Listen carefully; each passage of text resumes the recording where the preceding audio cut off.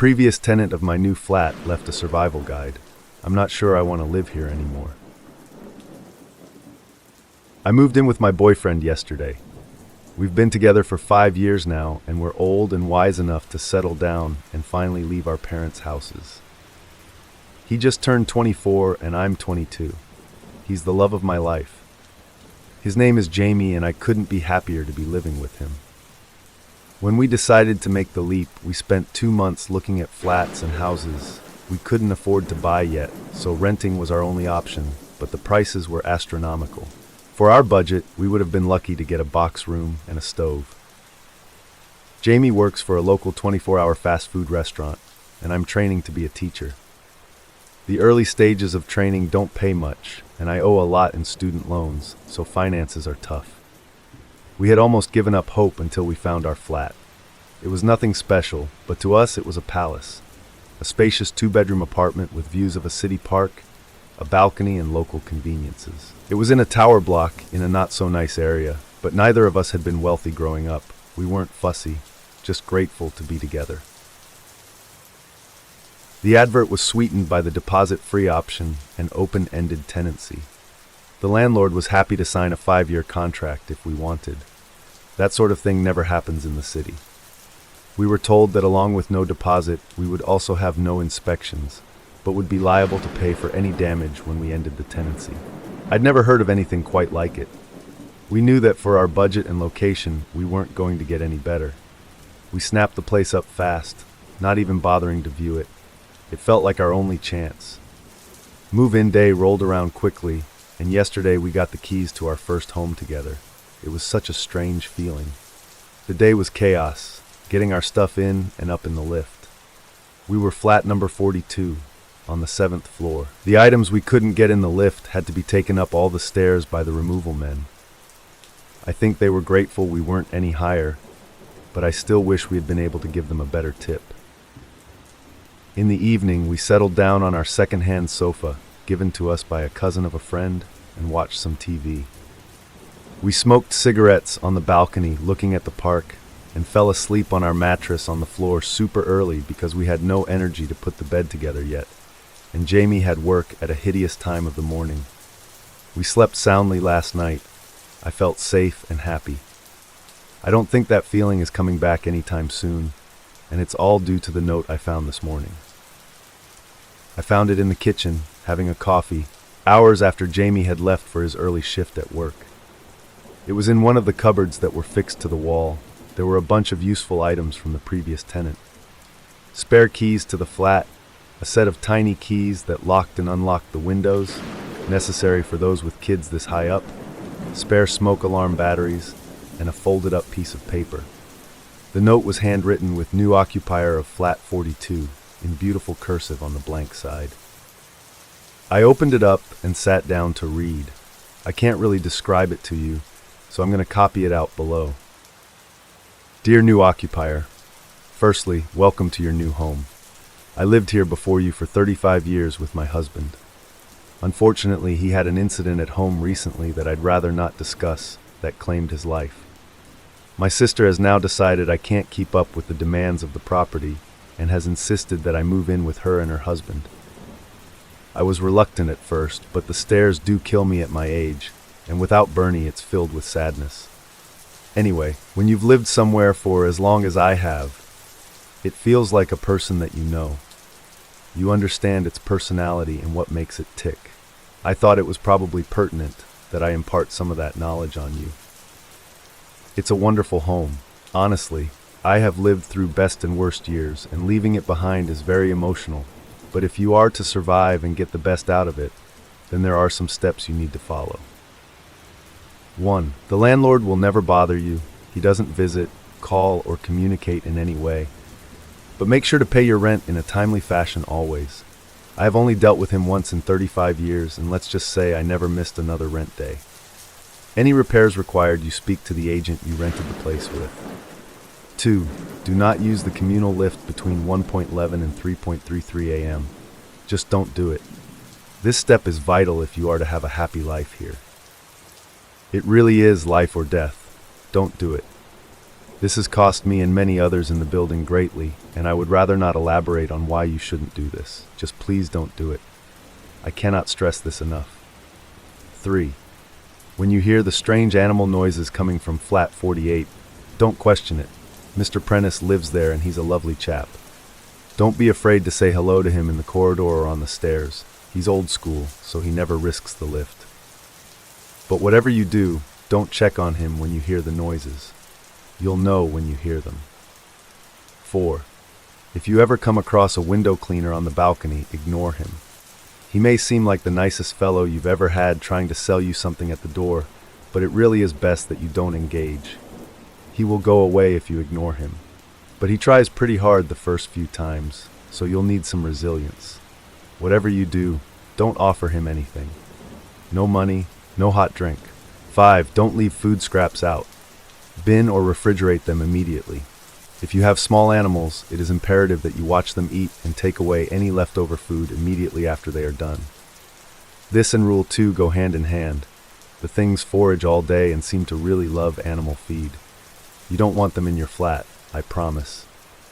You can leave what you want out between 1:11 and 3:33 a.m., so you may want to feed your pets then. 6. Don't communicate with any neighbors who claim to come from flats 65 to 72. These flats suffered a fire in the late 80s that devastated the whole floor. All the residents died in their homes. The building was mostly council-owned at the time, and they never bothered to renovate the flats. They've been empty ever since, but every now and again someone will knock at your door, claiming to live in one of these flats, and ask to borrow some sugar. They will seem entirely average, but you must shut and lock the door immediately. I installed 2 extra security bolts to avoid these fuckers. I don't like to swear at my age, but they really are fuckers. 7. Simple one for you here. Keep a weapon in each room. Sometimes you follow all these steps and something still slips through the net. Better to be safe than sorry. 8. The building has a committee that will try and get you to join. It's one of those neighbors groups about improving living conditions for all residents. It's a nice group, and the lady who runs it, Terry from flat 26, is a fantastic neighbor. By all means get involved, but I wouldn't recommend babysitting Terry's 2 children. She'll ask you because the poor woman needs a break, but if you accept, don't say I didn't warn you. Number 9. Stray hairless cats sometimes roam in the hallway. I know they're supposedly a special, expensive breed, but they don't belong to anyone. They're mostly harmless, but don't pick them up. Not unless you see one of those neighbors that claims to live in 65 to 72. Then grab the cat and lock it inside with you. It'll burn your skin a little, but the cats are friendly, and I wouldn't want to see them hurt. 10. There is no way to fix the damp patch on the ceiling in the bedroom. Sometimes it will turn a deep crimson and look quite concerning. But please try not to be alarmed. It doesn't drip, it doesn't get any bigger, and it's been there longer than I have. The landlord won't budge on it, according to the agents. I flagged it many times, even called the police the first night it changed color, but it was a waste of time, and it will be for you too. It's best to ignore it. Number 11, you can trust the postman. His name is Ian Flanders, and he's been the postman since before I moved in. He has his own key to the main door and delivers post to the door every morning at 8:54. I can't include everything here, or it would become a novel, but if you have any questions, Ian will help you. 12. Finally, the first few weeks are the worst. You'll feel like you've made a mistake. I'm sure reading this you already do. But if you can get through the first few weeks, it really is a lovely block to live in. Every property has its quirks, and this one is a little extra special, but you can be truly happy here if you just take my advice. I wish you all the best. I really do. Yours truly, Mrs. Prudence Hemmings. I don't really know what to think after reading the note. Hopefully it was some sort of joke, but the agent had said the previous tenant was an elderly lady, and I can't see anyone named Prudence Hemmings attempting to play practical jokes on someone they'd never met. There were also parts of the note I couldn't disprove. There was indeed a large damp patch above the bed that me and Jamie had already discussed reporting. No crimson, but it definitely existed. I had also commented on a beautiful Sphinx cat roaming the halls as we were moving in. I started to get seriously freaked out. Our dream, our beautiful little home, had just become a source of fear and confusion. I checked the time and it was 9:14. Damn it. Out of time to catch Postman Ian. When I opened the door to check, sure enough, 2 letters addressed to a Mrs. Hemmings sat on the doorstep. At about 11:15, my worst fears were truly confirmed when a friendly middle-aged looking man carrying window cleaning equipment knocked on my balcony door. I ignored him. I didn't want to take the risk until I'd spoken to Jamie and showed him the note. I'd texted him already to rush home. I felt bad as the man rapped his knuckles against the door for over 10 minutes. But honestly, the longer it went on, the more I was terrified. My windows were sparkling, and due to our lack of curtains, I couldn't even hide from his gaze. I felt so exposed. He stayed for a total of 30 minutes exactly, and never once did he stop looking at me or knocking. He shouted the occasional ultra-friendly line or humble request for a beverage in the heat through the door, but I did my best to avoid eye contact. When he finally left, I looked outside every window in the flat, but I couldn't see him on any of the other balconies or see any equipment suggesting he was around. He had vanished completely. Jamie still hadn't texted me back. He must have been having a rough shift. It was a Friday and they were always busy. It wasn't often that he didn't reply. He was due home in around an hour anyway. I read the note probably hundreds of times over. I tortured myself reading it for the next hour, desperately waiting for Jamie to come through the door to tell me it was all crazy and I should relax. I hoped for that so much, but Jamie never came. His shift should have finished around midday, but by 2 p.m. he still wasn't home. I panicked, I cried, I left over 100 voice messages on his phone, but got nowhere. I finally decided it had been long enough that calling his work wouldn't embarrass him, and his boss told me that he had never turned up for his shift. I thought about it. What could have happened? And then, it hit me. Jamie's shift started at 4 a.m. today. He would have left the flat at 3:15 and taken the lift down the stairs. I don't know what to do. I've tried to convince myself it was all just a big joke. Maybe Jamie wrote the note and got his boss in on it. A voice in my head kept telling me that he couldn't write like that if he tried, but I had to attempt to fool myself. It's getting late and he still isn't home. What if it's all true? I think we made a big mistake. So much has happened in the last 24 hours. I'm so stressed, and I've barely slept since I discovered that Jamie was missing. It's starting to make me feel a little twitchy. But I thought I'd better update you guys. I was overwhelmed by all the suggestions you gave me and have taken more than a few of them on board.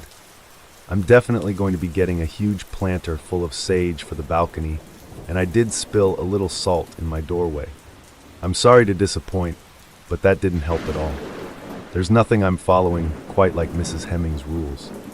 I've followed them to the letter so far, and lo and behold, I'm still alive. That's not to say it hasn't been tough. It'll start from the beginning. I was going crazy. And a few hours after my last post, Jamie still hadn't returned. He had been gone for almost 24 hours. His work have called me multiple times. I don't know what to say, so I just keep ghosting the calls. I was bang in the middle of the danger time when I decided checking the lift had to be my first step. But I wasn't going to break that rule. I waited. I waited desperately for 3.34 to come, and I'm ashamed to say that when it did, I remained paralyzed to our sofa for almost half an hour before I found the nerve to leave the flat. It was 4:02 when I finally reached the lift. The lift in this building is old and rickety. It hasn't been updated in a very long time and has likely been here as long as the building. Its big, clunky buttons stared back at me as I glared at them, hoping for some sort of answer or clue. My heart thumped and I was overcome with a feeling of dread, but nothing came of any of it. It was hopeless. I stepped inside the lift, rode it up and down a few floors, and searched the entire perimeter with a phone torch for anything I could find. I found nothing. Jamie had completely disappeared. Sobbing and exhausted, I rode back to floor 7 and turned my key in flat 42, the perfect home that felt anything but home at that point. I sat at the cheap flat-pack dining table we'd managed to put together on move-in day and cried, my hands shaking as I held my phone. I was flitting between reading all your comments and contemplating calling the police for an hour. But I decided to call my friend Georgia instead. I needed a real person here. Things were so crazy I wasn't sure the police would be able to help with what little information I had. But I knew I needed to sound it out with someone. I'll spare you the details again, but I told her everything. She promised she'd be with me in the late morning. She had to take her younger brother to school. I waited anxiously, not before arming every room exactly as advised. Before I knew it, I looked at the clock and it was 8:23. I had around half an hour until the postman was due to show up. There was no way I was missing him today. I stood by the door looking vacantly at the wood, like someone in a film who was possessed. The exhaustion was really setting in, but Jamie was all I could think of. Pure adrenaline was keeping me standing. At 8:52, I opened the door. The next 2 minutes were the longest of my life, but when I saw him, a wave of relief swept my entire body. Right on cue, 8:54, the postman, Ian Flanders, stood in front of me, a smile that barely hid his concern covering his younger-than-expected face. He didn't look old enough to have been the postman for over 35 years, but I was too distracted by the answers that I needed from him to care. "You must be the new tenant," he stated, but in a way that it sounded like a question. I struggled with my answer, so I got straight to the point. "Mrs. Hemmings left me a note. She said to speak to you if..." "Can I come in, dear? I think we need to chat." I ushered Ian in, my hands still shaking as I flapped them in the direction of the sofa, gesturing for him to sit down. I shoved the now slightly crumpled note into his lap and waited. "I'm glad Prue still thinks that highly of me. I will miss that old girl," he said with a coy smile as he reached the end of the note. "Can you help me or not?" I had no time for his ego trip over a moved-on neighbor. "I can help, but I can't stop for long, so it'll have to be quick. I've walked these halls delivering the post for 40 years. I've seen it all, everything Prue's mentioned and more. What do you need to know?" he said. Ian was nothing like what I expected. The note made me feel like he was going to be a kindly old granddad-type figure, but I couldn't have been more wrong. Postman Ian spoke with a thick city accent and wore a heavy gold chain around his tattooed neck. He had dyed his graying hair boot-polished black.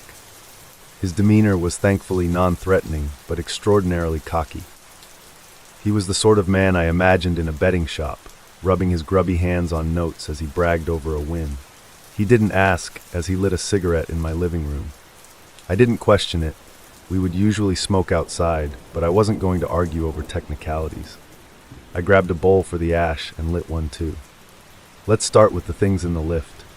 My boyfriend is missing, and he took the lift at 3:15 over 24 hours ago. We hadn't got this note yet. I haven't heard from him since. I need to get him back." I barked at him as if the louder I spoke, the more I could influence his answer. But nothing prepared me for what he said. His skin turned pale, and his harsh-looking face became more sympathetic as he explained. "He's dead, love. Forget about him now. Only one person has ever come back from the lift at that time of night, and it was Prue herself, after witnessing it. Those creatures ripping their victim apart. Poor Prue was traumatized. Your boy is gone. Let go and follow the rules." He was blunt, but I could tell he felt sorry for me. "There must be something I can do," I pleaded. "There are things I've heard to bring back those who are lost, but I've never seen solid proof they work. It would be irresponsible of me to tell you to do something that might get you killed too. It's nice here, honest, just get over him and live the status quo. Sorry if I sound harsh, I don't mean to, but you seem like a decent young lady, and I don't want to see you go too soon." I asked about what Mrs. Hemmings had seen in the lift, and if they were sure it happened to all who entered it. I refused to believe that Jamie was dead. There had to be something I could do, and if I knew what I was dealing with, I could be better prepared. It was awful what happened. I wasn't there, but this is what I was told. Little Lila was such a cute kid. She used to open the door and give me a tip when I delivered the post. She was Prue's granddaughter. Lila was her son's little girl, and that night she was staying over for the first time. Prue finally felt confident that she could protect Lila from all the strange things that happen here. She was wrong. Little Lila had a problem with sleepwalking, and she took a trip into the hallway at 1:30 in the morning. Prue took a little too long to notice the sound she had heard was the front door, and by the time she reached the lift, she saw the creatures dragging Lila's limbs away from her body. She tried to fight them, even killed one, but she couldn't save the little girl. I was hysterical, imagining Jamie's fate. "What are the creatures? Have you ever actually seen them?" I asked. "No one really knows what they are, love. There's something to do with the building and all its quirks. No one's ever seen them elsewhere. We don't know where they came from, just that they're here. I've seen them a few times over the years, usually when new neighbors have left biscuits down for their cats and dogs or haven't disposed of food waste properly. They're curious little creatures, mostly harmless out of the hours Prue warned you about, but if they're fed, they can become quite viscous looking for more food. That's why you have to bin all your scraps, or hide them, or pack them, or whatever. Just don't leave them out and don't use the lift at those times, and you're safe from the creatures. They're a little smaller than humans, but they're a similar shape. They come with grotesque rodent-like features and are far larger than any rodent could be, like rodent children, I suppose. They have 2 sharp rows of teeth per jaw and are consistently hungry. When they eat, they crunch down in a violent and disgusting way, dripping spittle everywhere. Prue said she could hear her granddaughter's bones shatter in those jaws. He went pale at the thought of that, but continued. When they first arrived in the building, there were hundreds. It caused pandemonium amongst the residents. We lost the residents of more than 30 of the individual homes. But the residents fought back and managed to kill all but the strongest minority of them. The creatures left over were incredibly dangerous and seemingly impossible to eradicate, so the residents struck a deal.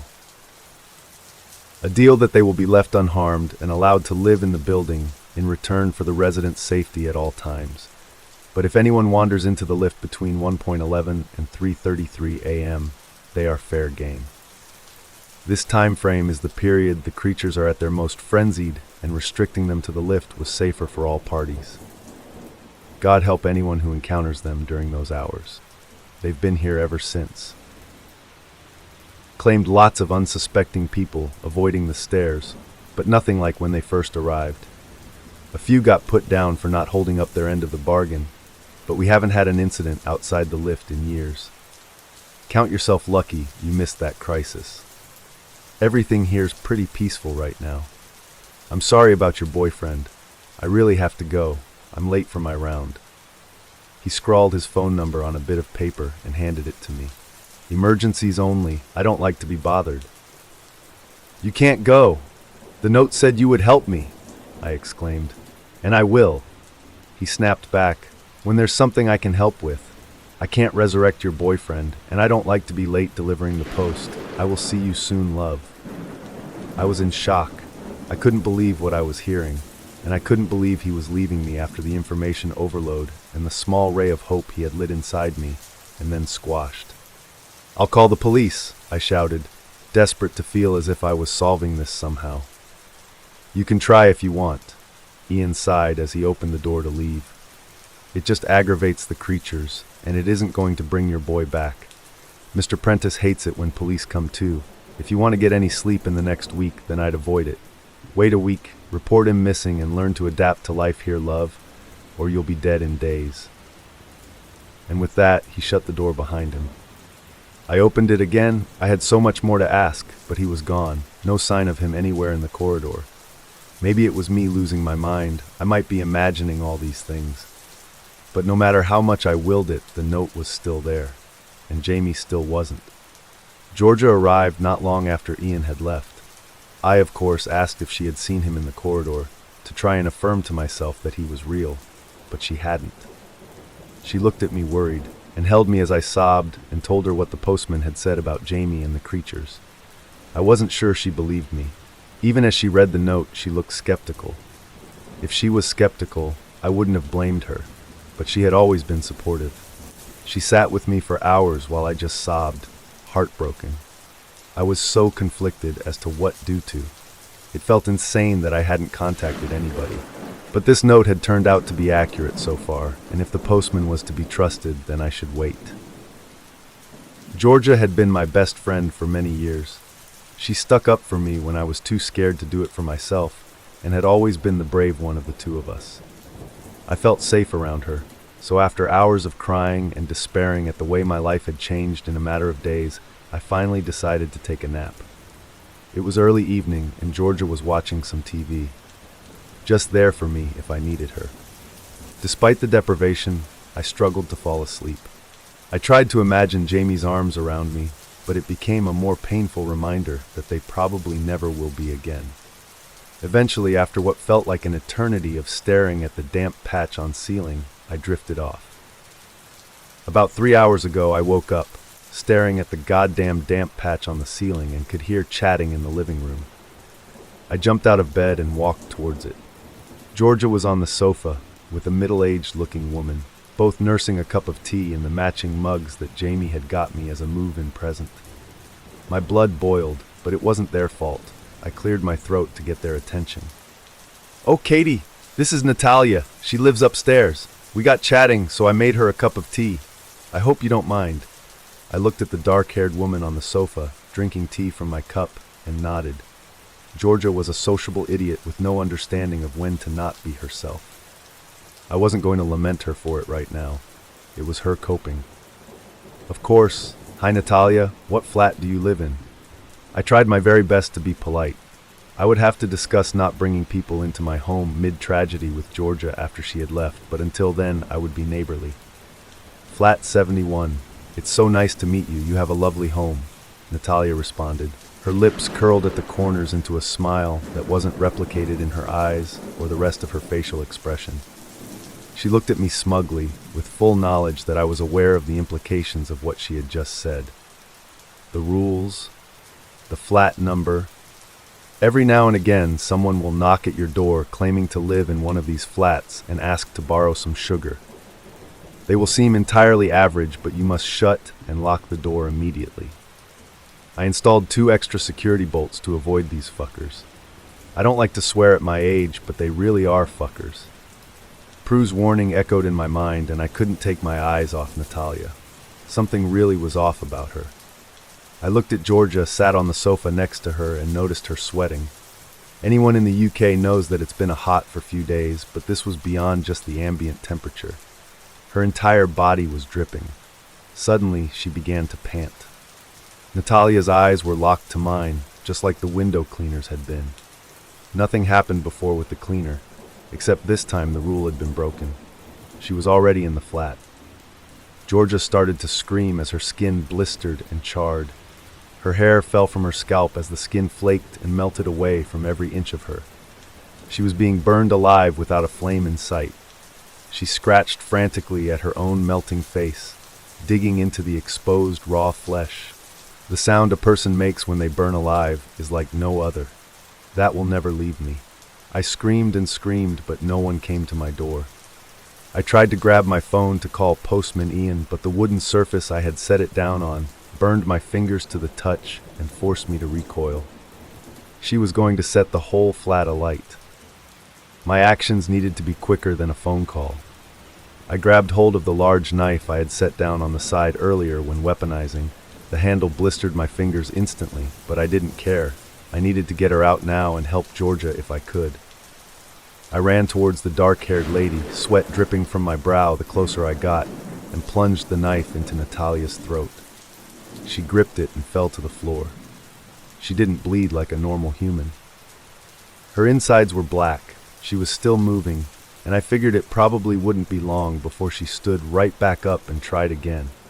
So I dragged her into the hallway, ready to bolt the door.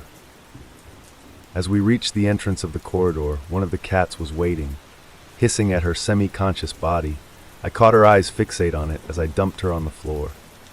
I grabbed the cat, pulled him inside, wincing as its skin caused more burns up my lower arms.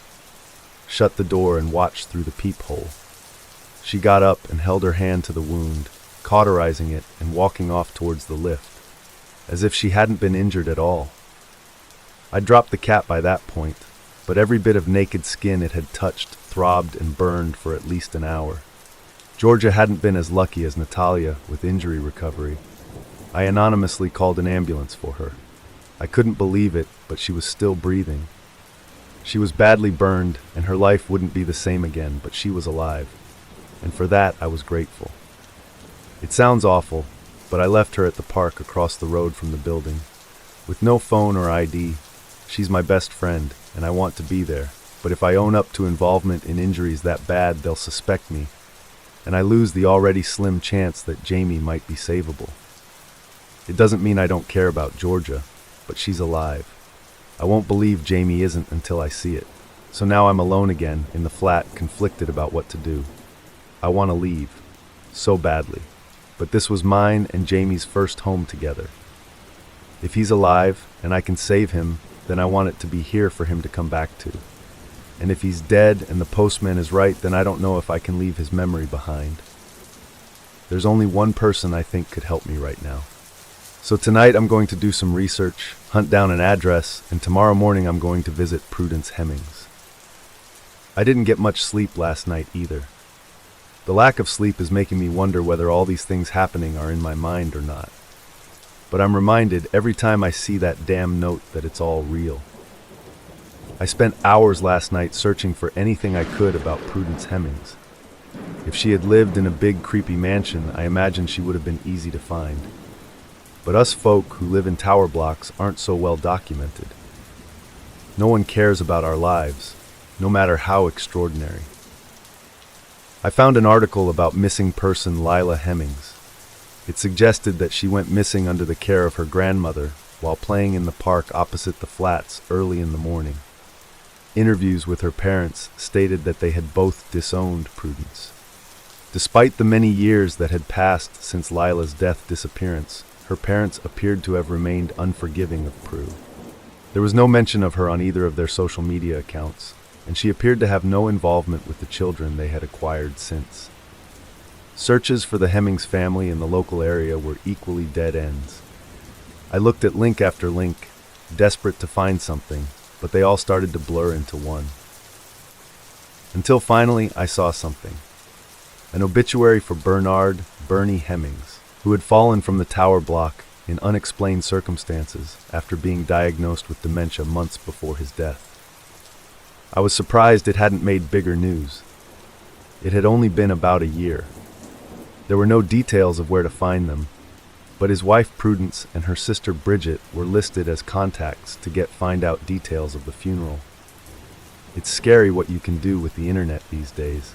But just with those phone numbers, I was able to put them into a reverse directory and find an address for Bridget and Tony Bishop, the sister and brother-in-law that Prudence was supposedly living with. About 4 a.m., I managed to get some sleep. Not much, though. I was back up and wide awake at around 7 a.m., planning my route and working out my day. I saw a post on social media from one of her relatives that Georgia was identified and is stable. This loosened the knot in my stomach that has been present since I found the note somewhat. At 8:50, I opened the door to my flat, hoping to see Postman Ian. 4 minutes passed, and instead of the postman, an elderly gentleman made his way down the corridor. He had a walking stick and kind eyes. In his free arm, he carried a small plastic bag containing a newspaper and milk. He smiled and said good morning as he passed. I smiled back. He reminded me of my granddad. I imagined him pulling cola cubes from his pocket for his grandkids and shushing them when their parents weren't looking. A little further down the corridor, the old man stopped and turned. He looked me dead in the eyes with a sympathetic expression and spoke. "No post on a Sunday, if that's what you were waiting for." He smiled knowingly and turned to unlock a front door that, until shut, I couldn't see the number of. When I saw the door close and the number 48 boldly displayed above the peephole, I understood what Prudence had meant. Mr. Prentice did seem to be a lovely chap. I sat back in my flat and sighed, staring at the various tabs open on my laptop. At about 9:15, the knocking on the balcony door started. The window cleaner was back. I didn't feel half as terrified as I had the first time. If anything, I was just angry. It took every ounce of restraint I had in my tired body not to engage with him, if only to tell him to fuck off. His genuine-seeming requests just irritated me. After about 20 minutes of being watched, the knocking started to give me a headache, so I grabbed a bag and left the flat. I decided there was no time like the present. If I was going to turn up on the bishop's doorstep looking for her sister because of the freaky flat she's left behind, then I had to get it over with. If the address was old or the bishops weren't the people I was looking for, then I was going to look stupid whatever time of day I went. And I couldn't take the window cleaner's eyes anymore. There was something about them. They really do make you want to open that door. I looked at the lift as I entered the communal hallway and decided today I would take the stairs. I couldn't stand to be in a small box that my partner probably died very painfully in. My heart dropped into my stomach just at the sight of it. The stairs were as grotty as the lift. We'd taken them multiple times on move-in day, but I hadn't really taken it in the same way I could now. I thought about the rules and all the strange things happening in this building. I looked at the badly painted numbers on the walls as I reached each landing. Nothing in this building is simple. I looked at the numbers. 7, 6, 5, 5, 4, 3, 4, 2, G. Maybe it was the sleep deprivation, but my legs were in agreement with my mind that I had definitely just descended more than 6 flights of stairs. They'd glitched. I looked at the dusty and poorly lit stairwell from the bottom. It seemed dark despite the sun pouring in from the glass panel in the main building doors. The note never mentioned glitchy stairs. Maybe I really was losing my mind. As I turned to exit the building, a woman walked in. She was in her late 30s to early 40s and had 2 small children in tow, 1 boy and 1 girl. I guessed that they were twins. They were both incredibly blonde, with deep brown, puppy dog-looking eyes, and couldn't have been any older than 6, 7. They were as close to identical as it gets in twins of different genders. I'm not a fan of kids, but they were super cute. The lady had a short bob haircut that got longer at the front. It was uniform and dyed a perfectly even auburn color.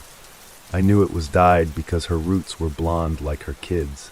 She looked as tired as I felt, but she pulled herself together when she saw me, running fingers through part of her hair that she must have missed however early she left this morning. "Hi, are you here visiting?" Who opened with, trying to make small talk. "No, I just moved into flat 42, on the 7th floor. I was just leaving, actually. Whereabouts are you?" I was desperate to go. I had feared myself up to see Prue, but I didn't want to be rude. "I'm flat 26. My name's Terry. This is Eddie and Ellie." She gestured to the 2 small children hiding shyly behind her skirt. "Welcome to the block. If you ever need anything, please feel free to give me a shout." "My name is Katie, but people call me Kat too. That's really kind of you. Thank you.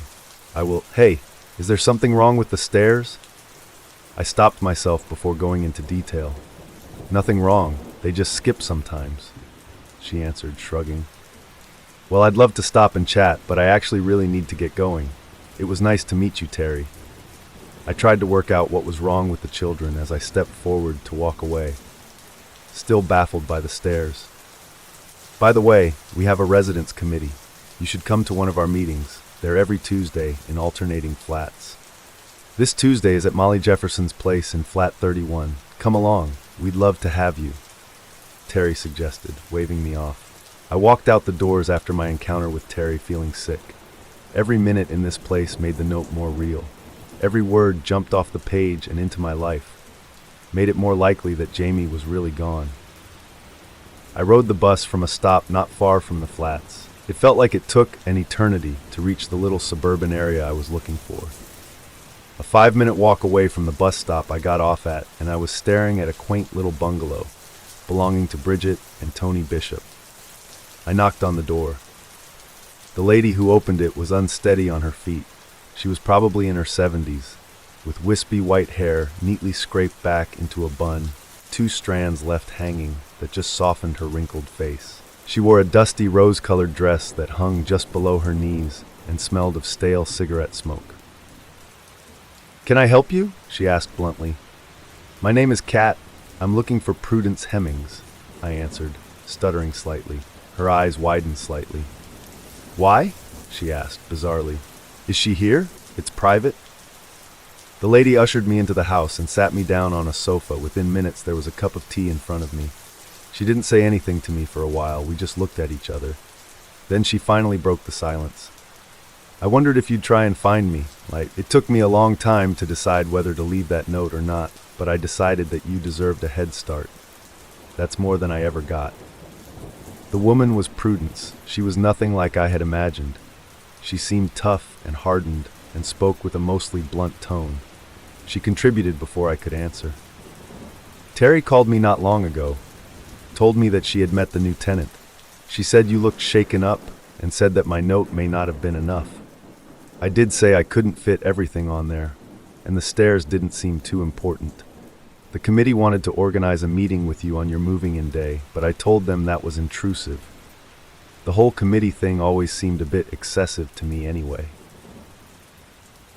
She spoke flippantly, like it was nothing. It may have been intrusive, but we needed a warning. We spent a night in the place before I found your note. My boyfriend had already left for work at 3:15 and taken the lift. He didn't know. I broke as I told her what had happened. Her face dropped, and so did my hope for Jamie. I'm so sorry. I really don't know what to say. I thought my note would reach you in time. She mumbled, her face to the floor, refusing to look at me as tears streamed down my face. He's gone, isn't he? I didn't want to accept it, but I spoke to the postman, and your face says all it needs to. The postman said there might be a way I can have him back. I bit at her, devastated and angry. He's gone. You can't have him back. What Ian is referring to isn't what you think. There's a way to get people back from the lift, but not as themselves. Trust me, I learned the hard way. Once they're back, you can't reverse it. I'm sorry about your man, but he's gone forever. Don't dig into the other way. To be gone forever is luckier than that alternative. She still wouldn't look up from the floor.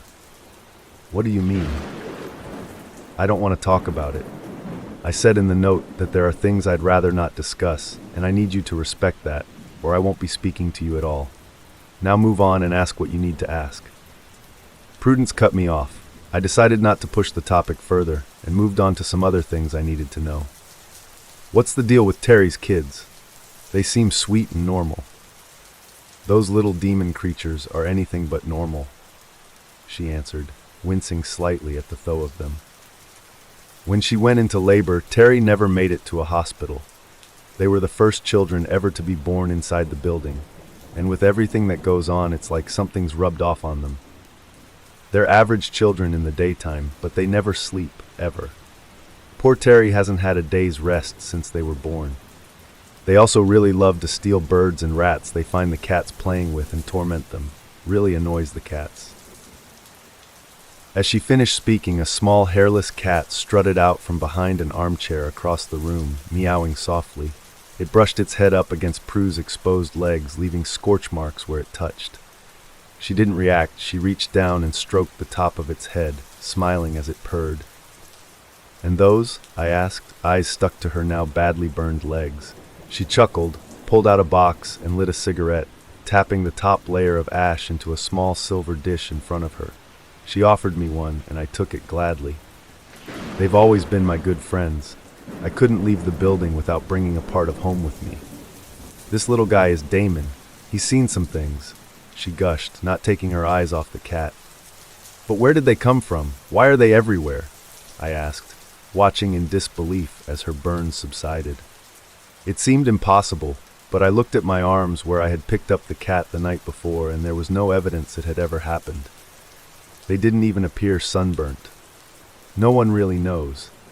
They started to appear after the fire, a few years after I'd moved in. It was rumored that they were the pets of the residents that burned, and that was why they had no fur. But I don't think that's true, I interrupted. I met one of those neighbors last night. She said her name was Natalia. She almost killed my best friend. You're crazy if you think your note was enough of a warning. I ranted emotionally. Look, girl, if I had made a song and dance about warning you, then you'd have thought me crazy and challenged the rules. You'd have been dead already. Be grateful you got anything. I didn't. I had to work it all out. Your generation are so spoiled. She tutted in frustration at me. I was angry, but she was probably right. An elderly lady telling me rat-like creatures would kill my boyfriend in a lift would probably have got some laughs from me a few days ago. I stayed quiet and waited for her to calm down. After a while, she sighed and started again. I think the cats are the neighbors that burned. They've never meant any harm, and they hiss and run from the imposters that roam the building. Besides, there's no way there were that many cats living on one floor. The imposter people don't even match up with the residents that died in the fire. None of them look like or claim to have the same name as the dead. They just claim to live in their flats. I've met Natalia before. She left a bad scar on Bernie's leg from an incident we had. Nasty girl. Before the fire, there was CCTV, and there was a recording saved of about 15 people marching into the flats and up to that floor about half an hour before the fire started. It was the only evidence found. CCTV wasn't great in the 80s, so they were never identified. And the flames melted the relevant cameras, so nothing ever came of it. I think the people that entered that night are the ones that ask for sugar. I don't know any more than that, but if you avoid them, like I said, you don't need to know more. They hate the cats. I hope your friend survives, but I've seen what those people can do, so maybe she was better off dead. Prue carried on stroking Damon. I watched the skin of her fingers melt and twist as they made contact with him. What happened to your husband? I asked the question so fast I didn't have time to consider that this was a topic she had explicitly said she didn't want to discuss in the note. But I had to know. She scowled at me. I said I didn't want to talk about that. She hissed. I just lost the love of my life. I need some answers. I begged. What happened to Bernie won't help you. I know you'd think any deaths in that building would be down to the quirks, but this wasn't. For the most part anyway. Don't forget that we had lived there for 35 years. Bernie knew the rules. We knew how to take care of ourselves and have a happy life there. It was our home. I don't doubt that's Mrs. Hemmings, I'm sorry, I interjected. Bernie had dementia. It started about 6 months before he died, and he deteriorated very rapidly. Towards the end, he started wandering. The doctors said it was common, but in our position, it was incredibly dangerous. More times than I can count, I pulled him away from the lift just in time. Along with wandering, he was forgetting the rules. He let that smug, awful window cleaner in 3 times. Thank Lord for the big metal pipe I kept by the balcony door. Chased him out a treat. Not that anything stops him from coming back. I'm sure you're already acquainted. After all the dangerous situations Bernie was in, by the end he made the smallest and most fatal of errors. He left a bowl of food out for Damon at 10 a.m. I was out shopping with Terry and a few of the girls from the committee, and when I came back, I found one of those awful creatures. Prudence started to cry. I put my hand on her shoulder in an attempt to comfort her. After all, I truly knew how she felt. It was eating him. She sniffed and steadied herself to continue, moving my hand. I chased the creature away with the same metal pipe I had the window cleaner and pushed Bernie off the balcony. He was heavy, but I didn't want anyone to know what really killed him. Its teeth, she shivered. They made such an awful noise. It reminded me of... Lila, I finished her sentence. I hadn't meant to. I was so invested in her story, I couldn't help it. I gather you spoke with Ian then, she said, sounding resigned. I never meant to hurt that little girl. I loved her so much. Tears rolled down her wrinkled cheeks. Damon, who was now sat next to her on the sofa, shuffled closer as if to cuddle her. Haven't you ever been curious about getting her back? I asked, my mind turning back to the methods hinted at by both Prue and the postman. I miss Jamie so much, I'd do anything to get him back. Her face filled with a look of horror and shame. Of course I have, she answered, which is exactly why I'm telling you not to. But I couldn't let it go. Surely anything must be better than gone forever, I pestered. I wish I hadn't. Prudence, frustrated, stood up and gestured for me to follow. She led me outside to the back garden of the bungalow. At the back was a large shed, the kind people used for a man cave or a summer house. It was pretty. The sun shone down on it, lighting up the few cobwebs in the corners and making them twinkle. Mrs. Hemmings was careful to look into both neighboring gardens to ensure there was no one around before she unlocked the door to the shed. We stepped inside, and the first thing to hit me was the smell. It was putrid, like rotting meat. I looked at the floor and covered my nose with my hands. Staring back at me was a pool of blood. I followed the blood with my eyes as Prudence locked us in the shed. Then after I made it past the animal bones, I finally saw it. Just like Postman Ian had described, one of the creatures was watching me from a heavy-duty metal dog cage in the corner of the shed. It looked reinforced, but still the metal had chew marks. Their jaws had to be strong to cause that. That didn't surprise me looking at it. Its rodent-like nose and beady, yet somehow human-like eyes were nothing compared to the two very visible rows of jagged, sharp teeth that lined each gum. Despite its small stature, it was terrifying. Prudence opened a drawer in a dusty cupboard across the room and pulled out a can of dog food. She poured the contents into the bowl and passed the bowl through the feeding hatch. The cage had a safety feature, meaning the animal couldn't access the food until the hatch was locked from the outside. I was grateful for this. Prue turned to me and spoke. She brushed one of the two strands of hair framing her face behind her ear. Gesturing to the hideous creature, she said, "Cat, I would like to introduce you to my granddaughter, Lila." I was in complete shock, looking at it, at her. Prudence had a facial expression filled with guilt, and now I knew the truth. I could see it. The creature was exactly how Ian had described, except with wavy ginger hair and a sadness in its beady eyes. This abomination was Lila. This was how Prudence had bought her back, and this was the only way I would ever see Jamie again, a risk I wasn't going to take. After days of disbelief, the reality finally hit me like a ton of bricks. Jamie was dead and he wasn't coming back. "Why did you do this?" I asked, my voice shaking with horror. Prudence scowled at me, trying to mask her shame. "I didn't want this. If you think this was my aim, then you're sicker than I am. I just wanted my granddaughter back. When she died, a part of me died. My son blamed me, his wife blamed me, and although he never said it, I could see in Bernie's eyes that he did too. I'd pushed for her to stay. I wanted to spend more time with her. I got cocky about my ability to cope with the strange occurrences in the flats. I know what you must be thinking, but I swear I didn't know about the sleepwalking until it was too late." We had moved into the flat not long after my son left home to move in with his girlfriend. He's the youngest of 3 and was the last to fly the nest, so we downsized for the 2 of us. He never knew what we were facing in that flat, or the dangers that he sent his little girl into. When it happened, it was a few years after the fire and the troubles with the creatures. We'd struck the deal with the things in the lift, and the neighbors of the burned flats had become a fixture just like the other quirks. I really thought she would be safe. Prudence paused to gaze longingly at the mutated little girl in the cage.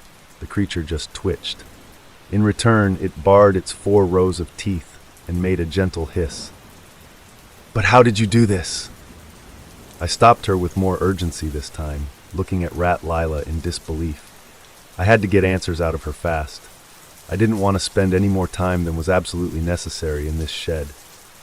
"The gardener helped me," she answered, her voice trembling. "Who the fuck is the gardener?" I grew more impatient with every new confusion she threw at me. The last thing I needed was something new and potentially malevolent in the mix. I didn't mention him in my note because he's been gone for over 20 years. He'll be of no concern to you, so don't worry. His damage is in the past now. Around the time Lila went missing, the council granted planning permission for the tower block next door. But before that was built, the land it sits on acted as a communal garden for ours and the neighboring tower block on the other side. It had a regular gardener named Derek, who you would often see tending the flower beds out front. Derek was one of the first people I met when I moved in. Like I said, I had to work it all out myself, and the first time the window cleaner came to the balcony, I naturally reached to let him in and offer a cup of tea. As my hand applied pressure to the handle to open the balcony door, there was a knock at the front door. I made a gesture to the cleaner to indicate that I would only be a minute and answered. There was Derek. He stopped me and told me not to let the man in, that I would be making a huge mistake. I thought he sounded crazy, and I told him so. After a while of arguing, I got up to reboil the kettle and let the man in, and Derek grabbed my hands and shouted at me to look at the man outside. When I turned to look, there was no man outside, but a monster. He was tall and impossibly thin, flesh and bones, but somehow thinner than bones, with graying skin stretched over them. He had eyes that seemed to be so deep set they went on forever, like the blackest cave you can imagine. Saliva dripped from his mouth and landed on my balcony floor, some sliding down the glass panel of the door. I opened my mouth to scream, but as I did, Derek let go of my hands and the monster was gone. In its place was that smug, friendly man, begging for a drink while he cleans the windows. It took me a minute to process it, but I know what I'd seen. That was the real window cleaner. I never intentionally opened or tried to open the door for him again. That day, Derek didn't stay long. He didn't tell me what the window cleaner is or why he visits every few days. He didn't explain anything about the weird things that go on.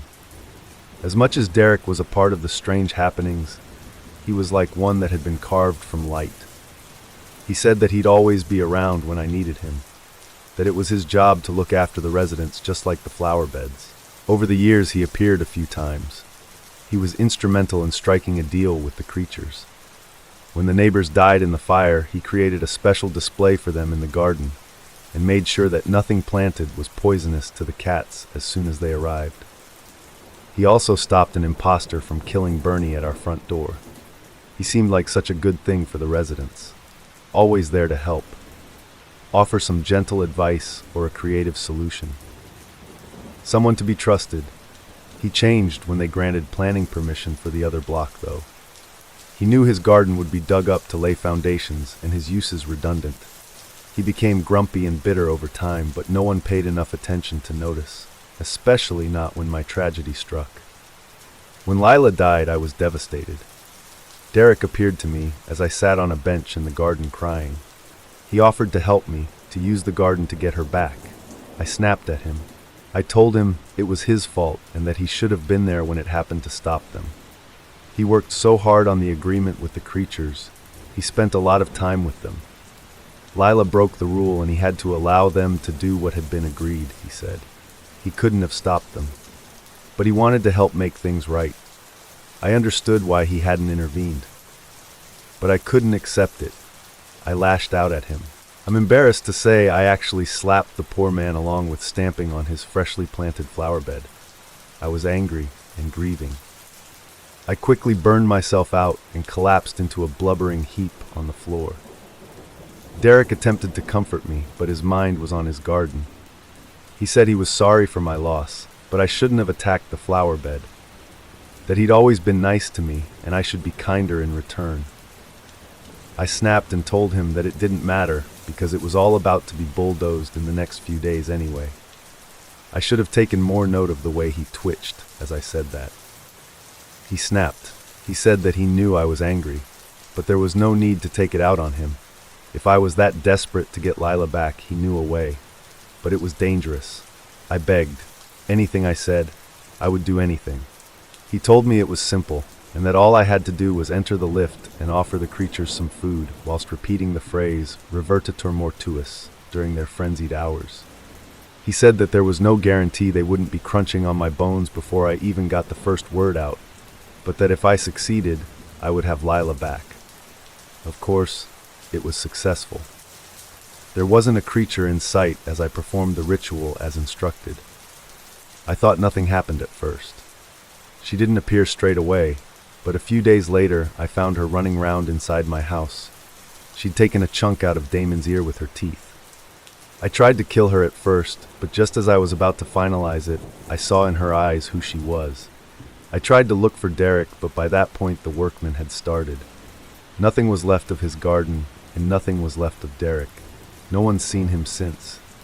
You see, Kat, nothing in that building is totally harmless. You have to be on your guard at all times. I've kept her like this ever since. You may think I'm crazy, but I couldn't kill my own granddaughter. I'm not a monster. Prue sighed and ushered me back out of the shed.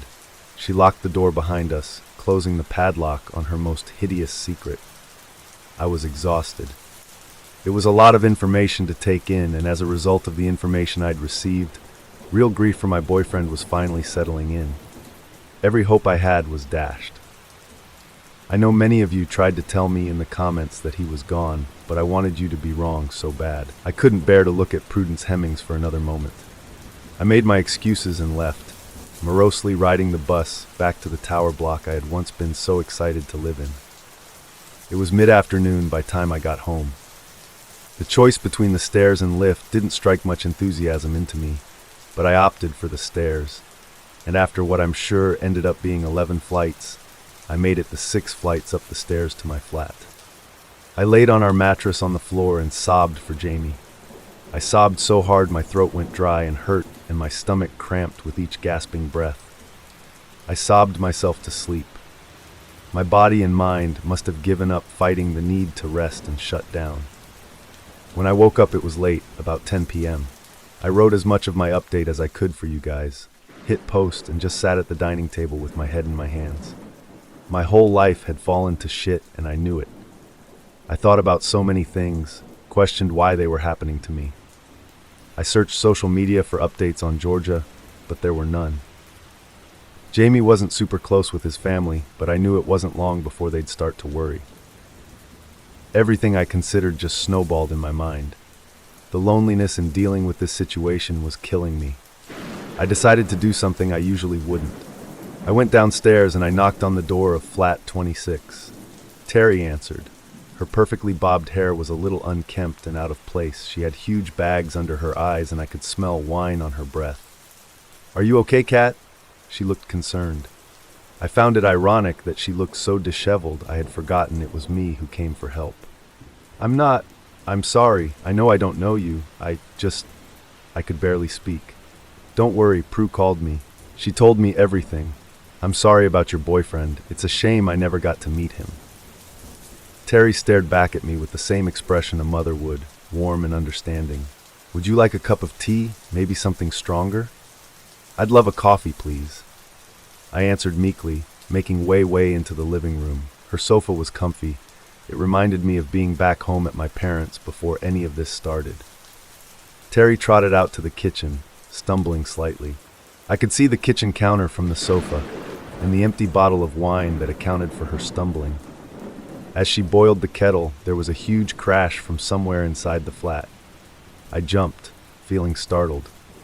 Terry coughed in a meager attempt to conceal the noise. "Excuse me for just a moment, please," she muttered apprehensively as she walked out of the living area and into the hallway containing the bedrooms. I heard another crash, giggling, and some inaudible shouting. After a while, things went quiet and Terry came back into the living room. "Sorry about that, kids, she announced, brushing off the noises. I'd almost forgotten about Eddie and Ellie. It was late already, and by the resigned expression on Terry's face indicated that this was how all her nights began. I nodded. I couldn't muster up much more of a response. I think she could see that I just needed to sit there. She got up to finish making and then set the cup of tea in front of me with 2 digestive biscuits. I hadn't eaten properly in days and I really needed the sugar. It turned out me and Terry get along really well. We have similar taste in movies, music, and food despite the age gap. We spoke for about an hour about random normal stuff. It was nice to get a break from the madness. I got used to the crashing around from the twins. I even laughed a few times. I'd forgotten what that felt like these past few days. The break didn't last long. The next noise that we heard was louder than the first. It was quickly followed by 2 small children, running into the living room, diving into their mother's arms. I was taken aback for a moment. Eddie and Ellie were dressed in pajamas, and were still the cute children that I had met in the hallway. But something was different. Their brown puppy dog eyes had become deep voids, like what I'd imagined when Prue described the window cleaner's true form. And at the ends of their fingers were long, sharp claws protruding from where nails should be. I didn't have time to recoil in terror at their new looks. Terry clutched them and asked what was wrong. They wailed and buried the voids where their eyes should be into their mother's shoulders. Despite their terrifying exterior, these were 2 very scared little kids. It had been a very long day and I thought my nightmare was over, but it was only just beginning. Ellie mumbled into Terry's shoulder in that high-pitched voice kids do when they're scared. "Mummy, we're sorry. We didn't mean to let them in. We were just teasing." "Shh, they're coming!" hissed Eddie in the same distressed, high-pitched tone. What have you done?" Terry asked, color drained from her face. The kids didn't get a chance to reply. Terry's face turned paler than I thought possible. I looked up, and standing in the living room doorway were about 10 people, all incredibly average-looking. They were almost expressionless. They didn't look angry or pleased to see us. They were dressed in nondescriptive clothes. I imagined trying to describe them to one of those artists that draws pictures for the police, and I genuinely don't think even one of them had a distinguishing feature. That's why it took me a while to spot her in the crowd, even though she had been glaring at me the entire time. Natalia? When I first saw Natalia, all I could picture was Georgia. The way her skin melted off her face, the smell of her hair burning, and the sound that she made. I didn't have time to count, but there were more than I originally thought. I figured these must have been the 15 people Prudence talked about, entering the flats that burned before it happened. I already knew that Natalia was one of them. Eddie and Ellie clutched Terry's skirt, trembling with fear. I wanted to help protect them, but I still couldn't help but tremble a little myself every time I caught a glimpse of those hollow voids where their eyes were. "Hi, Terry. The kids said we could borrow some sugar?" she asked menacingly, grinning at the frightened family stood next to me. After a moment or two of intense staring, Natalia finally addressed me. She appeared to be the spokesperson for the group. "How's your friend doing? It was a shame we had to end our visit. I was enjoying her company." "Don't speak about her. She's got nothing to do with you, you sick bitch." I screamed at her. I couldn't bear looking at her face again. "You don't scare me with all your freak friends. I'm not going to let you hurt this lady or her kids." Natalia chuckled. I gulped. I may talk a good game, but I am no hero. Mere days ago, I was just a young girl excited to move in with her boyfriend, and now here I am. My boyfriend's dead, my flat is like living in my own personal horror movie, and I'm standing up challenging demonic flame neighbors to defend demonic-looking children. But when I said she didn't scare me, I meant it. Something inside me was eradicating any fear of these people. I just wanted to protect the residents. Life really does throw curveballs. I know you aren't scared. I saw it in your eyes when you stuck that big knife in my throat. That's why we're here. My brothers and sisters are not freaks. You're the freaks, thinking that your lives have meaning. We watch you people go about your day-to-day lives and your mundane routines, and nothing really changes. Your lives are pointless and disposable. That's why we set the fire, all those years ago. She chuckled throughout her words. There was an animation in them like she was a psychotic cartoon character, finally catching its prey after 138 episodes of chasing. "Those people weren't disposable," Terry mumbled, barely a decibel higher than a whisper. "What was that, Terry? Did you have something to say?" Natalia went from psychotic cartoon to school bully. She made my skin crawl. I was only a child, but those people were friends of my parents. They were good people, Terry said with slightly more confidence. None of the other people had moved. They just stood there staring. "Why would you burn people alive? What can you possibly gain?" I interjected, taking a slight step between Natalia and Terry and the kids. I could see she was getting ready to go for them, and I couldn't let it happen. We were living with the great leader Michael, all of us, living in the righteous manner that he had directed us to live. She gestured to the people around her. The name Michael appeared to inspire some sort of emotion in the group. Michael's brother Jonathan lived here, on the floor we burned. He let us hang out there sometimes, but he didn't live the righteous way that we did. He didn't like our beliefs, but he took us in when we lost the place we were staying because of the growth of the group. Him and Michael rarely saw eye to eye. They argued passionately. Our group never believed in living within the constraints of societal norms, and we were up at all hours. We came and went as we pleased, embracing freedoms and listened to music as we did introspective work. Terry shoved the kids further behind her and snapped, infuriated. "You were a group of entitled bratty hippies following some middle-aged mentally ill twat. Listen to yourself." The stereotypical cultish drivel coming out of your mouth right now," Terry cried. I was shocked at her outburst. Although I couldn't have agreed more. It did sound like cultish drivel. It made me so angry that this was what an entire floor of people died over. As Terry ended her rant, the curtains hanging on the window behind her burst into flames. I jumped and felt my heart skip a beat. "Don't insult us. I'm sick of hearing simple-minded people call us a cult," came from the back row. An average-looking man with dark hair and jeans had piped up, smiling and watching the curtains burn. He had done that. They were all capable of what Natalia had done to Georgia at the very least. For the first time since the people had entered Terry's flat, my nerves of steel had wavered. I realized that we were only alive because they were allowing it so far. We were in big trouble. Terry swiftly shut up, and Natalia continued her story. Michael was the true leader, not like all the fakes you hear of in the news. The people you're talking about. He was teaching us to build a world of peace and harmony. But he didn't deny that in order to do that, you had to eradicate the non-believers.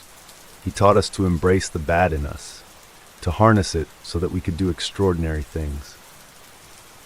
She smiled wickedly as her hands glowed hot coals as she spoke. It may have sounded like cultish drivel, but Michael, being a total faker, wouldn't explain their powers. Things went wrong when someone went to the police after Michael and Jonathan had a terrible argument one night. When the police arrived, Jonathan told us to go. The group had been planning to leave this building anyway. We'd had nothing but interruption and trouble in our time here. This place is weird, but we had nowhere immediate to go. The police already disliked us after overcrowding the last property. We didn't need any more attention. Michael was furious. We brainstormed in a field for hours who could have done it. I personally suspected the next-door neighbor, Mavis. The woman was so nosy, always knocking and asking us to keep noise down, interrupting our spiritual sessions. Michael couldn't make a certain judgment on the person who had done it. All we thought we were sure of was that they had to be on the same floor. So he instructed us to go back night and eradicate the whole floor and every non-believer who lived there. As you know, we obliged. This incited sick laughter from the crowd. I waited, forcing myself to let her finish, buying time. We took pleasure in their screams, in watching every man, woman, and child go up in flames through their front door windows. It was the first time we'd unleashed all that energy, and we felt so powerful. But then, as we left the burning hallway behind us and entered the stairwell, this building found a way to fuck us over one more time. I couldn't give you a number on the amount of times we tried to run down those stairs, leave our glorious victory behind us, and return to Michael. It didn't matter how many times we tried. We couldn't make it past that floor. The stairs wouldn't let us. It didn't take long before the fire reached the stairwell we were trapped in, burning us all, along with the non-believers. We died just in time for the fire engine to arrive. We may have been dead, but we didn't disappear. We couldn't leave the building. We were stuck just wandering it, in and out of the burned flats and hallways, but not allowed anywhere else unless we were asked. It was awful. We didn't try to cause any trouble at first. We waited for Michael to come and find us, instruct us. 2 months passed, and he hadn't come. Instead came confirmation. A newspaper put through the door of the building. Headline news. Tower Block resident Bernie Hemmings, information vital to imprisonment of local cult leader on drug charges. I gasped. I couldn't believe I hadn't found that when I was researching Prue, but I suppose local news wasn't so heavily online back then. Natalia saw my shocked expression and grinned wider than before. "The old bat didn't tell you that then?" she asked, although it wasn't really a question. "That her stupid husband is the whole reason we're here." We started to really cause issues then. Did anything within our power to fuck the whole building over. But it didn't take them long to work out that we had to be asked to come in. We only stopped when Prue worked out a way we could die a second time, and that we wound come back again. She killed 2 of our group. She was the only person that could stop us. We couldn't do shit with her around. We stopped and reached a stalemate. Then she moved out. We were going to honor that stalemate. Until you stabbed me. Prue's gone. It's fair game in here now. As Natalia got angrier, a member of her group started getting agitated. They all soon followed like a hive mind, working as one. The stillness became chaotic, with all of them moving and making noise. I didn't notice at first when one started walking towards Terry and the kids, but I noticed when it got near. It was a teen girl, slender and pretty, but still unsettlingly average. As she got within a meter of the family, Ellie suddenly went rigid. The claws that replaced her fingernails grew longer and sharper, with jagged edges from growing so fast. The voids deepened, if that was even possible. She opened her mouth to reveal rows of sharp teeth, blood caked where the tooth meets the gum where they had grown too quickly as well. Ellie jumped. She reached out towards the girl and slashed her face with the claws, leaving deep gouges across her eyes. She clung on to the girl, using her claws as wall pegs, keeping herself at eye level. Eddie controlled the crowd. His own claws grew and he ran towards them, sending them scattering out of the flat. Random bursts of flames erupted everywhere, lighting up the whole room. Shit had hit the fan. The two demon children were successfully fending off a group of 15 dead superhuman cultists.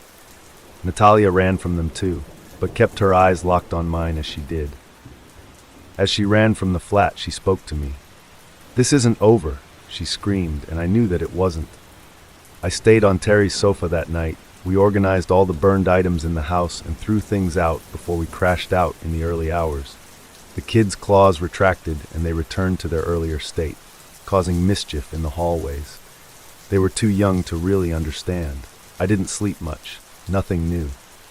When I woke up, Terry was still asleep. I didn't want to disturb her, so I walked back to my flat, desperate to avoid anything strange on my way. The stairs must have noticed because they didn't skip on my way up. I hadn't checked the time when I left Terry's, but I reached my door at the same time as a familiar face. Postman Ian was stood there, dropping letters on my doorstep. "Hey, love!" he shouted as he noticed me. "I need to talk. Can you come inside just 5 minutes? Please?" I practically begged him at the doorstep. I told him everything that had happened the night before, how Natalia was out for revenge and I was the object of her rage. I begged him to tell me how to kill them, but he claimed he didn't know. He said if kept my doors locked and didn't let them in, then I'd be fine. He looked shirty as I mentioned killing them. Didn't even suggest asking Prudence how to do it. Something was telling me there wasn't much point. He seemed so disingenuous. I wanted to trust him. So badly I wanted to trust him. I had been so vulnerable with him over Jamie. But if Prudence Hemmings could forget to mention what Bernie had done, and conveniently never pass on the method to kill these awful people, leaving them around to terrorize her friends and neighbors, then could she be a liar too? Could I really trust Ian? When he provided no answers and no real help, something inside me told me that I needed to get him out of my flat. I needed to rethink, start working things out on my own. I made excuses to Ian and sent him on his rounds. Prudence left me these rules, but she left so much out. How do I know I wasn't always a pawn in some sick game? Her fantasy life as a puppet master, setting me up to fail. She's kept her granddaughter in a cage for years. Maybe she enjoys suffering. I wasn't going to give up easily, though. Natalia wasn't going to win. I decided then and there that I needed to attend the committee meeting today and start building an army against Natalia. I didn't need Prue's help or her methods.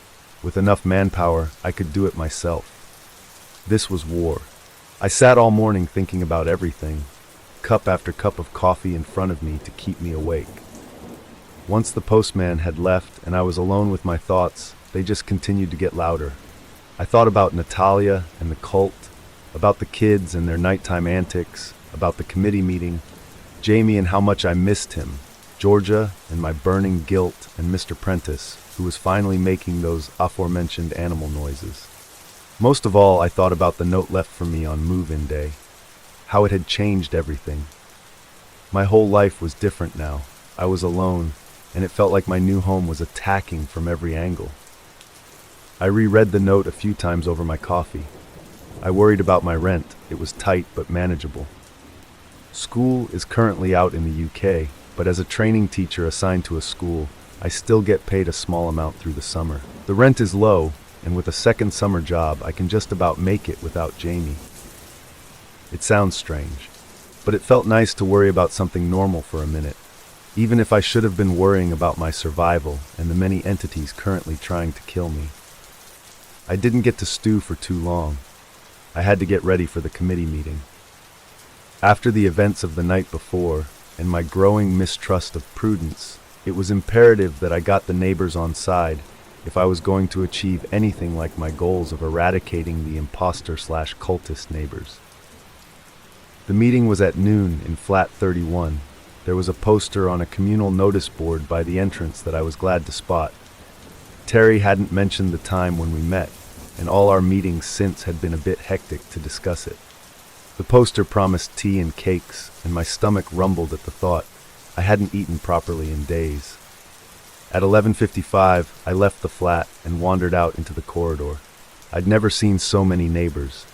Mr. Prentice, however, was still making that awful noise, and I watched in disbelief as every single person in the corridor walked past his door as if it was silent. I did my usual deliberation on whether to take the stairs or lift, but yet again the stairs won. I still couldn't bear being where Jamie died, and all these extra flights were keeping me fit. Flat 31 belonged to an older lady named Molly Thompson and her husband Eric. She had a blue rinsed head of curls attached to her head and had gone to the effort to make homemade Battenberg cake. Other neighbors had bought along baked goods as well. It reminded me of a school fair. The flat itself was decorated for the 70s, with plenty of China cat ornaments littered around. I sat down on a dusty plastic garden chair, one of many that Molly seemed to have acquired and laid out for the residents pouring in. I hadn't seen community spirit like this in my life. I smiled as I saw Terry, Eddie, and Ellie wander in. It was nice to see some familiar faces. I had noticed people looking at me, wondering who I was. It probably wasn't often they got new neighbors. Eddie came running up to me, swung his arms round me, and sat down in the rickety garden chair next to mine. It was so sweet. Terry smiled at me and took a seat the other side of mine. Ellie sat next to her brother. The brown puppy dog eyes were back, no claws. "I'm glad you came," Terry said to me, loud enough to hear over the voices of the other neighbors. "I really want you to see the good side of the block. We don't bite, really." She laughed nervously as she realized the irony of her statement. "Terry, I need help. We need to stop those people from coming back again and from terrorizing people. The block can't go on like this." I wanted to make the purpose of my attendance clear to her. It was time for things to change. But if you don't let them in, then they don't bother you. I've spoken to the kids. They know not to do it again, that those people are dangerous. She paused for a moment and sighed. Although them running away didn't help, the kids think they're indestructible now. They've been telling me all morning that they're going to kill the bad guys. She looked so resigned. But it was true. They did run away from the twins. Maybe there was something in that. I knew they could die. I just had to work out how. But as the thought crossed my mind and I looked at Eddie and Ellie, I couldn't imagine taking the risk. I could have flat out gone back and asked Prudence. But to be honest, I didn't want anything to do with her. She gave me such a bad feeling. I was doubting everything she told me. It doesn't matter if you can keep them away. We can't all live in fear. Yours aren't the only kids in this building. I knew this from surveying the room, but I bet not all the kids here are as special as yours. What if another family burns to death because their kids were hyper one night? I could see this struck a chord with Terry. She looked at me with glassy eyes as if on the verge of tears. "You're right. Molly's the chairwoman, and she can be a little strict, but you can bring it up under any other business." She spoke with a lump in her throat. "Here you go, by the way." She handed me a piece of printed paper. Any other business felt a bit lackluster, but it would do. As long as it got discussed. I turned my attention to the piece of paper. It was the agenda for the meeting. For something written so formally, it appeared farcical. It seemed other flats and floors had different but equally strange issues to mine. There were only 6 items on the agenda for the meeting, with AOB as the 7th. They were as follows. 1. Welcome and introductions with apologies for absence. 2. Replacing of the flickering lights on floor 11. It seems to incite vicious behavior from the pets and elderly of that floor. 3. Serving a formal residence letter of concern to the man who doesn't move from the bottom of the stairwell on floor 5. 4. Finances, budgets for general maintenance and the annual barbecue. 5. The stairs with no grip leading up to floor 14 at the very top and the health and safety hazards this presents. 6. Soundproofing of Mr. Prentice's flat, number 48. I was comforted to know that I wasn't alone in dealing with all these strange occurrences. I was also chilled to the core to know for certain that it was the entire building that was more than a bit odd. What really struck me as odd is that when I thought about it, I had seen that man on floor 5 when going down the stairs, but I'd never noticed that it had been every time, or that he had never moved until this moment. The meeting begun with a loud and dissatisfying clink. By this point, the tiny 70s-themed flat was packed. Garden chairs had all ran out, and people were standing. Molly Thompson stood up from her floral-patterned armchair and bashed a teaspoon against the outside of her cup. She reminded me of a very strict disciplinarian school teacher I had worked with during my university placement. She commanded quiet in the room. "I think we should get started, everyone," she shrilled, her voice growing louder with every word until the crowd came to a silent hum. "Right. Firstly, we are not going to skip the introductions today. Apologies have been given by Joe and Steph of Flat 2, and yet again by Mr. Prentice. We have a new face in the room, as I'm sure many of you have noticed." She gestured to me and looked in my direction, but didn't really make any eye contact. She was just talking about me as I sat in the room. Eventually, she addressed me directly. "Stand up, dear, introduce yourself. We're pleased to have you here." I was deeply uncomfortable. I could feel some sort of panic coming on. I never liked standing in crowds very much, but I stood up anyway. Hi, my name is Kat. I live in flat number 42. I moved in with my boyfriend Jamie, but he was killed in the lift by the weird rat creatures you people have living here. The people that claim to live in the burned-out flats won't leave me alone, and one in particular seems to want me dead. Oh, and that window cleaner outside my flat makes me want to scoop my own eyes out with a spoon every time he knocks on the door. Nice to meet you all. The crowd had gasped a little. I sat down. Instantly mortified, I don't know what happened. The normality and structure of the meeting overwhelmed me. There's something about a sense of order and normality amongst chaos. It does something to your brain, and for me, for the first time in this whole journey, it sent me into a meltdown. I sobbed as I hit the chair, both in pure mental exhaustion and disappointment that I had blown my chance at building any sort of army against Natalia. Terry rubbed my shoulder. Molly broke the awkward silence that had blanketed the room. "Nice to meet you, Catherine. I understand life in this building can be a little overwhelming. We did ask the previous occupant to let us intervene when you moved in, but she was insistent. In hindsight, we may need to review our policies on new tenants. I am so very sorry for the loss of your partner. The lift is a most unfortunate situation."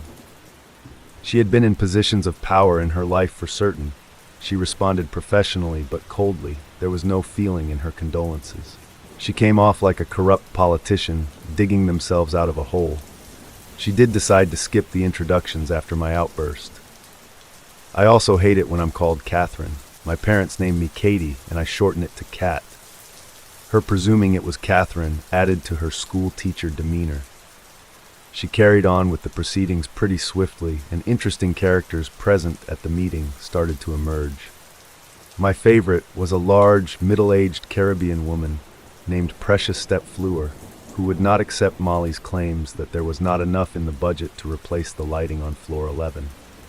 She got up and lifted her shirt to reveal a large deep bite mark across her stomach caused by her dog after a long episode of the lights flickering. When that didn't change Molly's answer, she lifted her trouser leg to reveal a smaller, but still noteworthy bite mark on her leg from her elderly mother who lives with her. Molly didn't budge. It took what felt like an eternity to get to any other business. If I weren't so focused on my goal, I would have enjoyed hearing about the quirks of the other floors, maybe tried to engage a little, but I just couldn't concentrate. When the chairwoman asked if anyone had any other business, she scanned the room quickly. I stood up from my chair, and she locked in on me with her eyes. My hands were shaking, and I could feel a cold sweat forming all over my body. "Catherine, what can we help you with, dear?" she asked in a patronizing tone. "I want help in getting rid of the people pretending to be from the burned-out flats. I can't be the only person that doesn't like living in fear." I stated boldly, trying not to break down again. "Dear, we have had this discussion multiple times, and it's been taken off the agenda. I am aware you're new here, but there is nothing we can do about certain problems within this building, and for this particular issue, we would appreciate you not letting them into your home and ignoring them like the rest of us." She snapped back. "But that's not good enough. Terry's kids answered the door last night. They're children. It's easily done. What if someone else's child does it and aren't so lucky to survive? One burned my friend so bad a few nights ago that she's still unconscious in hospital." This I knew from social media. A few people called out in agreement with me from the crowd.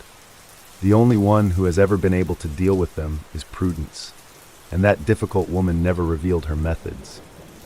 "Don't think we didn't try. You're suggesting a suicide mission. You do well to remember you are new here."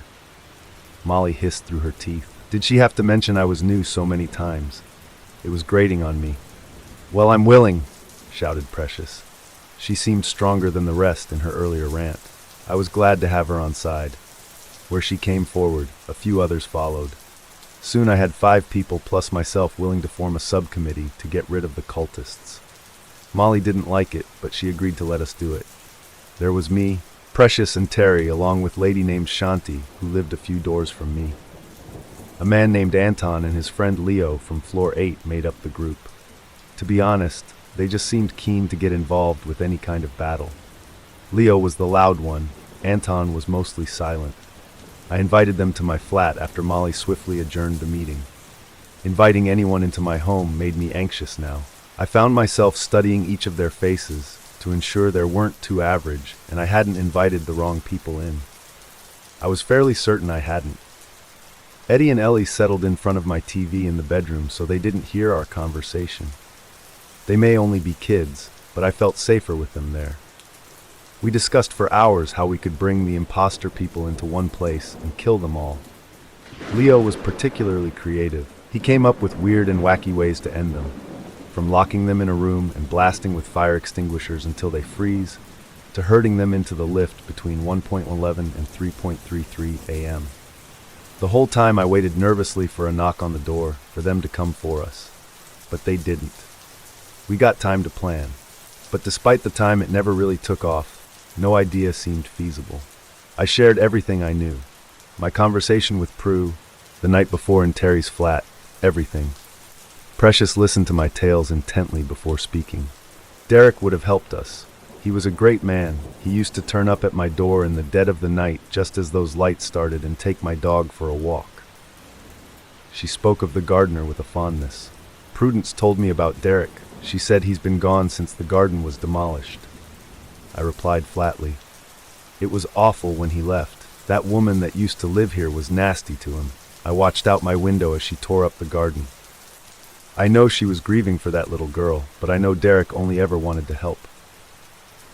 Shanti spoke up from the corner. She had been pretty quiet the whole time. He was the whole reason we don't have those awful creatures from the lift all over our homes anymore. My brother was killed by one before the agreement. He was 4 years old. I twitched as she told her story. Shanti has such sad eyes, and speaking about her brother only filled them further with sadness. This is another thing I don't understand. Why have any agreement if you manage to kill most of them? Why not all? I asked, feeling anger over Jamie burn through my throat as I spoke. Precious laughed. Terry shot her a look from across the room. No one's told you the whole story, have they? Shanti asked, a single tear running down her face. What do you mean? This was driving me insane. Nothing was simple. How could I trust anyone? When Prudence and some of the others killed the creatures, they killed a large group of them in one hit. They had started to work out that food scraps and pet food were attracting them, and they gathered all the pet food in the tower block into one empty flat on the floor. The fire had happened. The creatures came in droves just like expected, and they set the flat alight. Again, the flat was burned to ash on top of pre-existing ash. Nothing could survive that. Shanti was interrupted after this by Leo.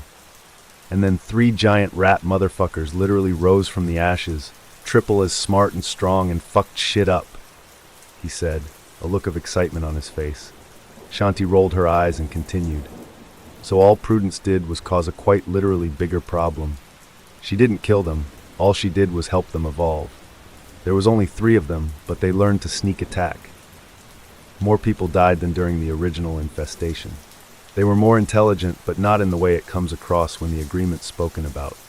We couldn't speak to or reason with them. Terry was looking at the floor. Only Derek was able to do that. He spoke to them like he spoke to the garden. He made it safe for everyone again. I wasn't there. I was too young, but there we were told he didn't even have to use words.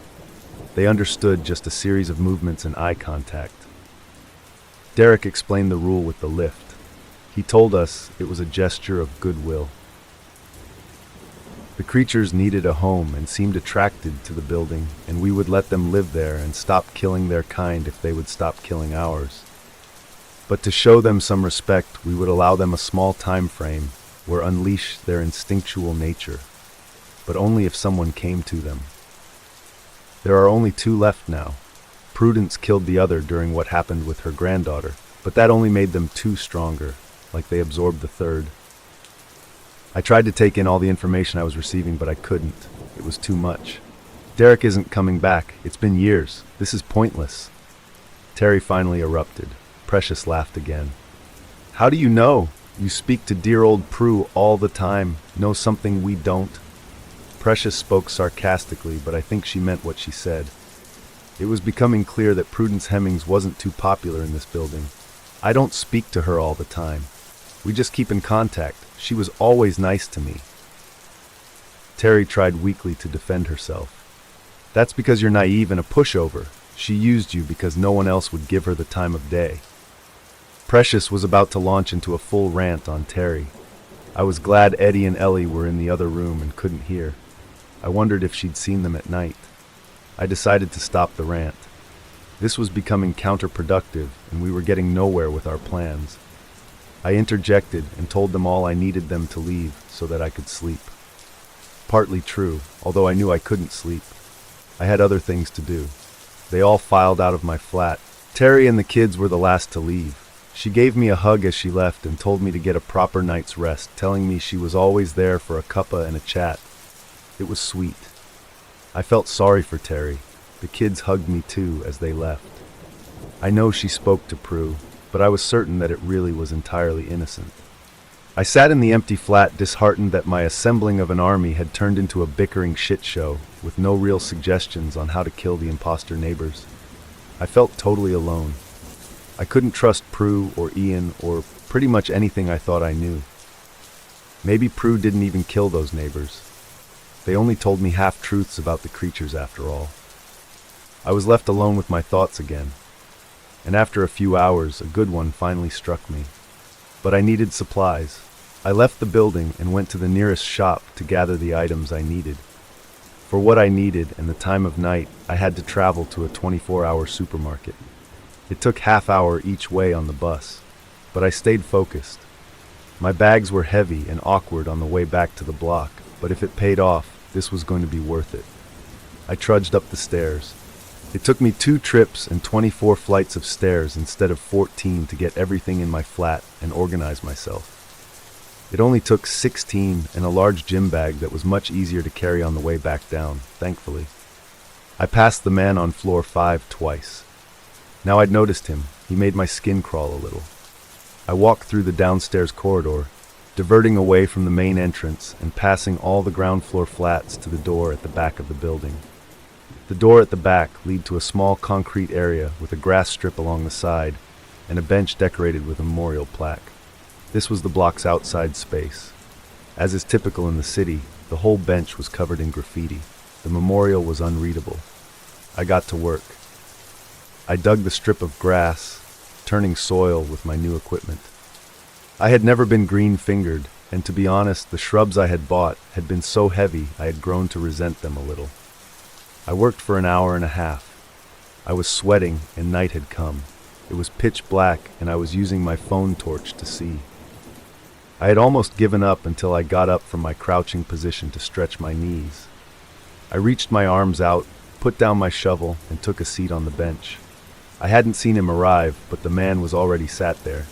He wore a flat cap and a jacket, despite it being the middle of summer and a beautiful night. He just smiled warmly at the shrubs for a moment without a word. Eventually he spoke. "I've missed this place. Name's Derek.